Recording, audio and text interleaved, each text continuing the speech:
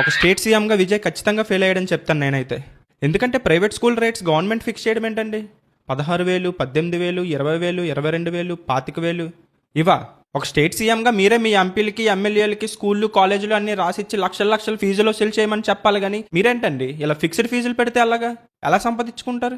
ఇలా తక్కువ ఫీజులు పెడితే పేదోడు మంచిగా చదువుకొని తర్వాత రేపు పొద్దున మీ పిల్లల్లో మీ మనవళ్ళలో వాళ్ళు సీఎం సీట్లో ఉన్నప్పుడు క్వశ్చన్ చేస్తే ఎవరిది రెస్పాన్సిబిలిటీ? సో ఫీజ్ స్ట్రక్చర్ విషయంలో మీరు ఫెయిల్ అయిపోయారు. ఆడపిల్లల కోసం స్పెషల్గా ఫోర్స్ ఏంటండి? మతుండే మాట్లాడుతున్నారా? ఒకవేళ నిజంగా ఆడపిల్లలకు అన్యాయం జరిగినా 100 మంది ఆడపిల్లలు తమ వీడియోలు అన్ని తీసి బెదిరిస్తున్నారు అని రోడ్డు ఎక్కినా సరే వాడు మనోడా కాదా, పార్టీ వాడా కాదా, డబ్బిస్తున్నాడా లేదా, ఇవన్నీ చూసి కదా మీరు డెసిషన్ తీసుకోవాలి. అలాంటిది ముందే ఒక స్పెషల్ ఫోర్స్ని పెట్టేసి మీరు భద్రత ఇచ్చేస్తే ఎలాగంటే కుదురుతుంది? ఇక్కడ కూడా ఫెయిల్ అయ్యారు మీరు. దేవుడు ఆలయాల్లో విఐపి దర్శనం క్యాన్సిల్ చేయడం ఏంటండి? పొలిటీషియన్స్ విఐపీస్ అని తెలుసుకుని దేవుడే వెయిట్ చేయాలి కదా. విఐపి దర్శనాలు పొలిటీషియన్స్ కి అందరికి క్యాన్సిల్ చేస్తే ఎలా అండి కుదురుతుంది? దేవుడి ముందు అందరూ సమానం ఎలా అవుతుందండి? వాడి కులాన్ని బట్టి, వాడి దగ్గర ఉన్న డబ్బును బట్టి, వాడి హోదాను బట్టి ఉండాలి ఎప్పుడైనా. ఏం తెలుసు మీకు అసలు? కొన్ని 100,000 మంది లైన్లో వెయిట్ చేస్తున్నా అక్కడికి ఒక సెలబ్రిటీయో ఒక పొలిటీషియన్ వెళ్తే ఆ గంట సేపో 2 గంటల లైన్ ఆగాల్సిందే. ఇలా విఐపి దర్శనాలు తీసేస్తాం, పొలిటీషియన్స్ కి స్పెషల్ దర్శనాలు లేవు అంటే ఎలా కుదురుతుందండి? ఇక్కడ కూడా మీరు ఫెయిల్ అయినట్టే. అరే గవర్నమెంట్ ఆఫీస్ లో బయోమెట్రిక్ ఫేస్ ఐడి పెట్టాలనుకోవడం ఏంటండి బాబు? ఇలా పెడితే అందరూ ఖచ్చితంగా పనిచేసారు వచ్చి టైం టు టైం.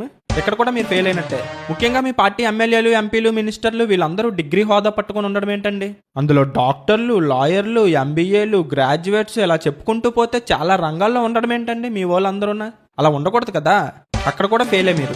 ఇందాకే ఒక న్యూస్ చూశాను. మీ పార్టీ ఎమ్మెల్యే ఒక అతను ఎమ్మెల్యే కాకముందు వాళ్ళ కూతురిని గవర్నమెంట్ స్కూల్లోనే చదివించేవాడంట. ఇప్పుడు ఎమ్మెల్యే అయిన తర్వాత కూడా ప్రైమరీ స్కూల్ నుంచి సెకండరీ స్కూల్కి మార్చాలి వాళ్ళ పాపని.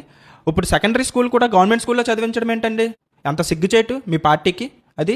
మన పిల్లలు ఎలా ఉండాలి? ఇంగ్లీష్లో నోరు తిరగకుండా I'm starting A dino podcast ఇలా మాట్లాడాలి. ఇంకెవరు మాట్లాడకూడదు అలాగా. ఇంగ్లీష్ వస్తే ఎలాంటిదంటే కొండనాలిక ముందేస్తే ఉన్ననాలిక పోతుంది అంటారు కదా, అలాగనమాట. ఇంగ్లీష్ మామూలు వాళ్ళు నేర్చుకోకూడదు. ఓన్లీ పొలిటీషియన్స్ పిల్లలు మాత్రమే నేర్చుకోవాలి. ఓకేనా?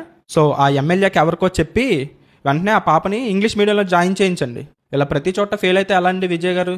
మీరు ఏం చేయాలంటే ఆంధ్రప్రదేశ్ వచ్చి మా నాయకులు ఉంటారు, వాళ్ళందరినీ చూసి నేర్చుకోండి. ఒక పెన్ను బుక్ తెచ్చుకోండి, పాయింట్లన్నీ లైన్గా రాసుకొని అక్కడికి వెళ్ళి అవే ఇంప్లిమెంట్ చేయండి. ఇంకా మా ప్రజలను కూడా చూసి నేర్చుకోండి. కులాలు చూసి, మతాలు చూసి, ఇట్లు చూసే ఓట్లేస్తాం. మేము all of a sudden unapologetic సనాతని హిందూగా కూడా మారిపోతాం. ఇంకొక సెకండ్ కులభావన తెచ్చేసుకుంటాం. రాష్ట్రం బాగుపడకపోయినా, ఇల్లు బాగుపడకపోయినా పట్టించుకోం. కానీ మా నాయకుడిని ఎవడైనా ఏదంటే ఊరుకోం. గుడ్డలు చించేసుకొని పచ్చి బూతులు తిట్టుకుంటాం.